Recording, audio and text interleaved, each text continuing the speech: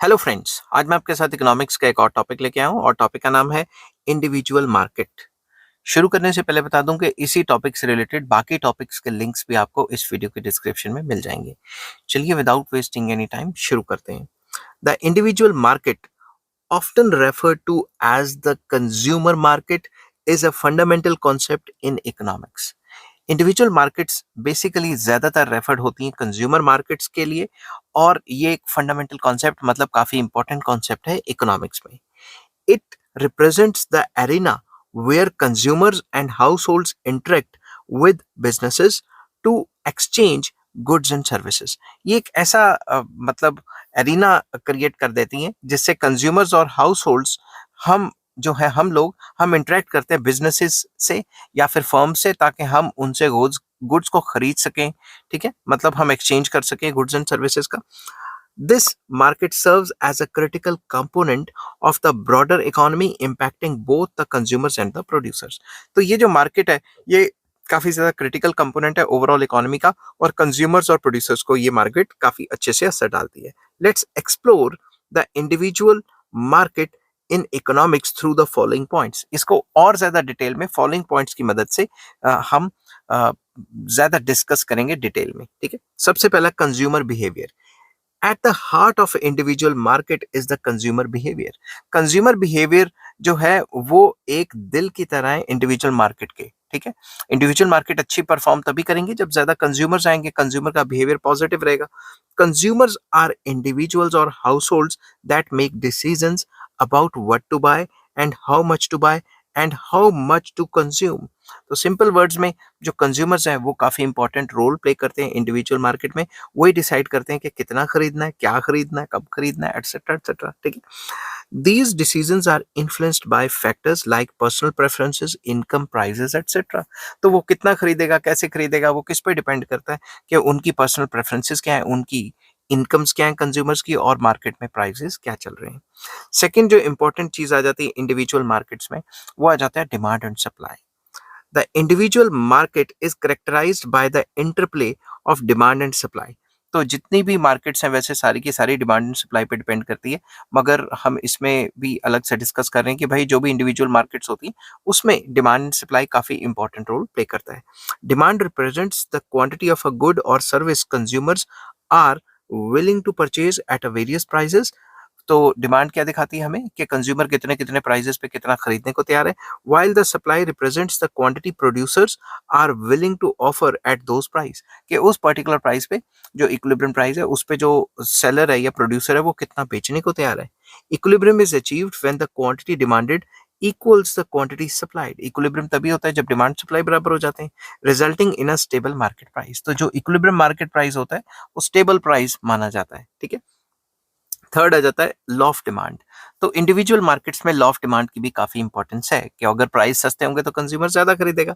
The law of demand states that all else being equal, मतलब अगर बाकी सारी चीजें कांस्टेंट रहें, as the price of a good और service decreases the quantity demanded increases and vice versa. बाकी सारी चीजें कांस्टेंट रहे मतलब अदर फैक्टर्स कांस्टेंट रहे तो प्राइस के गिरने से डिमांड बढ़ती है, और वाइस वर्सा का मतलब प्राइस के बढ़ने से डिमांड गिरती है, उल्टा इससे। ठीक है, this law reflects the inverse relationship between price and quantity demanded. तो ये रिलेशन जो लॉ ऑफ डिमांड का है वो हमें बताता है प्राइस और क्वांटिटी डिमांडेड में नेगेटिव रिलेशन है, और ये मार्केट मैकेनिज्म के लिए और ये जो इंडिविजुअल मार्केट्स हैं उनके लिए काफी इंपॉर्टेंट है। नेक्स्ट आ जाता है इलास्टिसिटी ऑफ डिमांड। ये भी काफी इंपॉर्टेंट है कि अगर प्राइस में हल्का सा चेंज आया तो इंडिविजुअल मार्केट्स में कितने हद तक चेंज आएगा। Elasticity of demand measures the responsiveness of quantity demanded to changes in the price, कि quantity demanded में कितना चेंज आएगा, अगर प्राइस में चेंज आया तो डिमांड में कितना रिस्पॉन्स होगा, किस हद तक चेंज आएगा, किस एक्सटेंट तक चेंज आएगा। If demand is highly elastic, a small price change leads to significant change in quantity demanded. अगर प्राइस ज्यादा इलास्टिक है तो हल्का सा प्राइस में चेंज आया तो डिमांड में ज्यादा चेंज आएगा।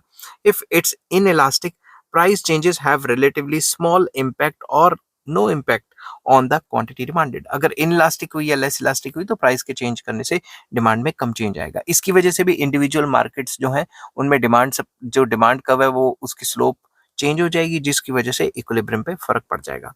नेक्स्ट आ जाता है इनकम एंड सब्स्टिट्यूशन फैक्ट्स। ये भी तो असर डालेंगे ना इंडिविजुअल मार्केट्स में, क्योंकि डिमांड साइड पे हैं ये चीजें। Changes in income and the availability of substitute goods और सर्विसेज इन्फ्लुएंस कंज्यूमर चॉइसेस। तो इनकम चेंज हो जाती है या फिर हमारे जो सब्स्टिट्यूट्स की अवेलेबिलिटी है वो चेंज हो जाती है, तो कंज्यूमर की चॉइसेस चेंज हो जाती है। And increase in income often leads to an increase in demand. अगर इनकम बढ़ जाती है तो ज्यादातर डिमांड बढ़ जाती है। देखा गया नॉर्मल गुड्स की, अगर इंफीरियर गुड है तो उनकी डिमांड गिरेगी। While the availability of close substitutes can affect the consumer preferences. अगर आपको किसी भी चीज का क्लोज सब्स्टिट्यूट अवेलेबल है और वो सस्ता मिल रहा है, तो आप शिफ्ट मार जाओगे उस गुड की तरफ जो ज्यादा सस्ता है। समझ की बात? तो income effect and substitution effects भी इंडिविजुअल मार्केट्स को असर डालती हैं। नेक्स्ट आ जाता है consumer surplus. The consumer surplus represents the benefit consumers receive when they are able to purchase a good or service at a price lower than what they are willing to pay. Very important. Consumer surplus basically होता क्या है? Consumer surplus is price willing to pay minus price actually paid. Willing to pay will be equal to जितनी उसे utility मिल रही है, और actual में अगर उन्होंने कम दिया तो जो भी उसको बच गया, सरप्लस हुआ, उसे कंज्यूमर सरप्लस कहा जाता है। ठीक है, it's the difference between the consumers are willing to pay and they actually pay। तो कंज्यूमर सरप्लस काफी इंपॉर्टेंट है। अगर कंज्यूमर को hefty अमाउंट ऑफ सरप्लस हो रहा है, उसे काफी ज्यादा फायदा हो रहा है वो चीज खरीद के, तो वो चीज वो डिमांड ज्यादा कर देगा। ठीक है, डिमांड बढ़ाएगा उस चीज की तो मार्केट में प्राइसेस भी बढ़ जाएंगे। प्राइसेस के बढ़ने से जो सप्लायर्स हैं, सेलर्स हैं, वो भी रिस्पॉन्ड करेंगे। तो कंज्यूमर सरप्लस का कॉन्सेप्ट जो है, कंज्यूमर सरप्लस भी काफी अच्छे से इंडिविजुअल मार्केट्स को असर डालता है। नेक्स्ट आ जाता है factors affecting consumer demand। Consumer demand can be influenced by various factors like including changes in the income, consumer expectations, population demographics, taste and preference, etc., etc., prices of substitute and complementary goods। तो ये सारे factor affecting demand जो है, जो consumer की demand को असर डालते हैं, वो भी कहीं ना कहीं हमारी इंडिविजुअल मार्केट को असर करते हैं। नेक्स्ट आ जाता है यूटिलिटी एंड मार्जिनल यूटिलिटी। ये जो यूटिलिटी एंड मार्जिनल यूटिलिटी के कॉन्सेप्ट्स हैं, ये पूरी का पूरा ये यूटिलिटी है, ये पूरा का पूरा भी इंडिविजुअल मार्केट्स को असर डालता है। आप वही चीज खरीदोगे ना जिसकी यूटिलिटी है। ठीक है ना? यूटिलिटी इज द सेटिस्फैक्शन और benefit that the consumers drive from consuming goods and services. Goods and services consume करके जो आपको सेटिस्फैक्शन मिलती है उसको यूटिलिटी कहा जाता है। Marginal utility measures the additional satisfaction gained from consuming one more unit of a good और सर्विस। तो मार्जिनल यूटिलिटी का मतलब होता है अगर आप एक यूनिट और ज्यादा कंज्यूम कर रहे हैं तो आपकी टोटल यूटिलिटी में क्या फर्क पड़ रहा है। तो अगर आपकी यूटिलिटी पॉजिटिव है और मार्जिनल यूटिलिटी भी पॉजिटिव है, तो ऑब्वियसली आप ज्यादा चीजें खरीदोगे, जिससे इंडिविजुअल मार्केट्स पे असर पड़ेगा। नेक्स्ट आ जाता है information and consumer choice. Consumers make decisions based on information available to them. अब आप कोई भी डिसीजन लेंगे कि आपने क्या सामान खरीदना है, कितना खरीदना है, वो आप किस बेस पे डिसाइड करेंगे कि आपके पास कितनी इंफॉर्मेशन है उस चीज के लिए। Access to accurate and complete information is essential for informed choices। तो सिंपल वर्ड्स में अगर देखा जाए तो अगर कंज्यूमर को एक्यूरेट इन्फॉर्मेशन अवेलेबल होगी और कंप्लीट इन्फॉर्मेशन अवेलेबल होगी, तो वो अच्छे से डिसाइड कर सकता है कि उसने क्या खरीदना है और क्या नहीं खरीदना। अगर उसे इन्फॉर्मेशन अच्छे तरीके से अवेलेबल नहीं है, उसे इन्फॉर्मेशन ही नहीं है कि भाई क्या पर्टिकुलर चीज़ है, कैसे कैसे है, कैसे कैसे नहीं है, तो वो अवॉइड कर देगा वो चीज़ खरीदना। इसलिए जब भी आप अमेजोन, ईबे या किसी भी साइट पे जाके खरीदते हो, आप पूरा डिटेल्स पढ़ते हो कि इस जो पर्टिकुलर कमोडिटी है उसके फीचर्स क्या है, कितना चलेगी, कैसे कैसे, क्या गारंटी वारंटी है। ठीक है, नेक्स्ट आ जाता है producer behaviour. Businesses and producers in the individual market analyze the consumer behavior and market conditions to determine what goods and services to produce and at what price। Consumer का जो producer है उसका behaviour भी काफी important होता है। Producer क्या करता है इंडिविजुअल मार्केट्स में, ये देखता है कि मार्केट कंडीशंस कैसी हैं, कंज्यूमर कैसे बिहेव करेगा अगर मैंने प्राइस चेंज किया, क्या बनाना है, कितना बनाना है, वो सारी चीजें डिसाइड करता है प्रोड्यूसर। तो प्रोड्यूसर का बिहेवियर सप्लाई साइड को देखता है, जो कि काफी इंपॉर्टेंट रोल प्ले करता है इंडिविजुअल मार्केट्स में। They aim to maximise profits while meeting the consumer demand. वो कंज्यूमर डिमांड को पूरा करना चाहते हैं, जितनी भी कंज्यूमर्स की डिमांड है उनको सेटिस्फाई करना चाहते हैं, तो उतना ही वो माल बनाना चाहते हैं जिससे कंज्यूमर्स की डिमांड भी पूरी हो जाए और उनका प्रॉफिट भी बढ़ जाए या फिर मैक्सिमाइज हो सके। नेक्स्ट आ जाता है competition and pricing. In competitive markets producers compete to offer products at a most attractive prices and quality to attract consumers. तो कॉम्पिटिटिव मार्केट में क्या होता है, प्रोड्यूसर आपस में compete करते हैं और अट्रैक्टिव प्राइसेस में, लो प्राइसेस में अपना अच्छी क्वालिटी का सामान बना के आपस में कंपटीशन करते हैं और अपना सामान ज़्यादा से ज़्यादा बेचना चाहते हैं। This competition drives the efficiency and innovation benefiting the consumers. तो इस कंपटीशन की वजह से उनके काम करने में एफिशिएंसी आती है क्योंकि वो अपनी कॉस्टिंग कम करना चाहते हैं और इनोवेशंस आते हैं जिसका पूरा का पूरा फायदा कंज्यूमर्स को या कस्टमर्स को होता है। नेक्स्ट आ जाता है government regulation and consumer protection. Governments may intervene in the individual market to protect consumers from unfair practices, ensure product safety, and regulate industries to promote the consumer welfare. Government जो है individual markets में या फिर किसी भी competitive market में intervene करती ही करती है ताकि वो अनफेयर ट्रेड प्रैक्टिसेस जो प्रोड्यूसर्स बेईमानी कर रहे हैं कंज्यूमर से वो उसको रोका जा सके और प्रोडक्ट की सेफ्टी को इंश्योर किया जा सके और रूल्स रेगुलेशन बनाए जा सके ताकि कंज्यूमर्स की वेलफेयर हो और किसी भी टाइप की ठगी या बेईमानी कंज्यूमर्स तक ना पहुंचे। समझ की बात। नेक्स्ट आ जाता है मार्केट सेगमेंटेशन। मार्केट सेगमेंटेशन काफी इंपॉर्टेंट रोल प्ले करता है और नेक्स्ट टॉपिक मैं इसी पे करवाऊंगा, नेक्स्ट वीडियो बनाऊंगा जिसका लिंक आपको इसी वीडियो के डिस्क्रिप्शन में मिल जाएगा। मार्केट सेगमेंटेशन जिसको मार्केट सेपरेशन भी कहा जाता है involves dividing consumers into different groups based on characteristics such as age, income and preferences.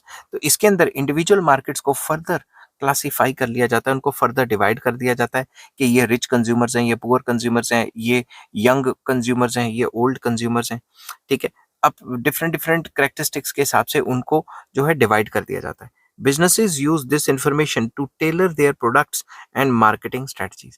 तो businesses इस strategy को use करके अपने products को specifically उन consumers तक पहुंचाते हैं जिनको इसकी need है। तो अगर आप देखेंगे कि आपकी age जो है उसके हिसाब से आपको यूट्यूब पे या फिर डिफरेंट डिफरेंट प्लेटफॉर्म से आपको एडवर्टाइजमेंट दिखाई जाती है, मशहूरियाँ दिखाई जाती हैं ताकि आप उन चीज़ को खरीदें।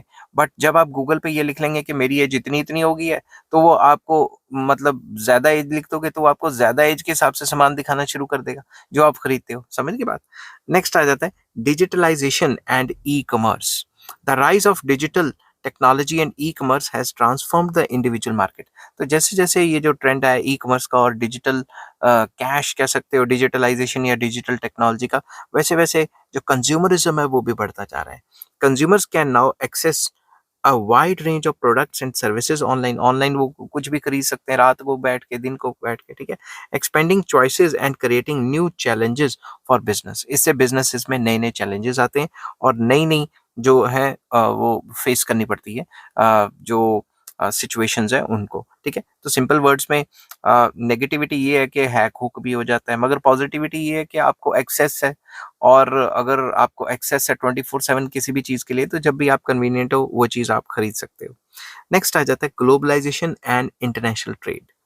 The individual market is increasingly influenced by the international trade. आपको पता है इंडिविजुअल मार्केट जो इंटरनेशनल ट्रेड से भी असरदार रहती हैं। Consumers have access to products from abroad या from around the world and business must compete in a global market place. तो इंडिविजुअल मार्केट्स जो हैं उनको आजकल जो इंटरनेशनल मार्केट या ग्लोबल मार्केट से भी कंपटीशन होता है तो उनको अपने आप को एफिशिएंट बनाना है ताकि वो ग्लोबल कंपटीशन को भी फेस कर सकें। ठीक है, उसके बाद इसको कंक्लूड करते हैं। In conclusion the individual market is a dynamic and complex environment where the consumer choices, preferences and interactions with businesses shape economic activity।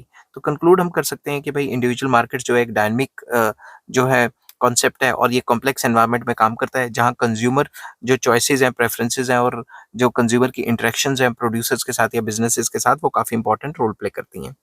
Understanding consumer behaviour, the law of demand and supply and the factors influencing the consumer decisions is essential for businesses and policymakers to effectively navigate this crucial economic space. तो simple words में consumer के behaviour को पता लगाना बहुत जरूरी है, मतलब लॉ ऑफ डिमांड को पता रखना बहुत जरूरी है और प्रोड्यूसर के बिहेवियर को, दैट इज सप्लाई साइड को भी पता लगाना बहुत जरूरी है। तो डिमांड और सप्लाई को जानते हुए ही जो पॉलिसी मेकर्स हैं वो अच्छे तरीके से डिमांड एंड सप्लाई को नेविगेट मतलब कंट्रोल करके क्रूशल इकोनॉमिक स्पेस में एक अच्छे तरीके से ओवरऑल वेलफेयर का काम कर सकते हैं। आई होप ये वीडियो आपको पसंद आई होगी। अगर पसंद आती है तो please like, share and subscribe. Next topic में डिस्कस करूंगा इंडिविजुअल मार्केट्स को सेपरेट कैसे किया जाता है या फिर सेगमेंटेशन ऑफ इंडिविजुअल मार्केट्स क्या होती हैं और कैसे कैसे होती हैं। उसका लिंक भी आपको इस वीडियो के डिस्क्रिप्शन में मिल जाएगा। Take care, bye bye.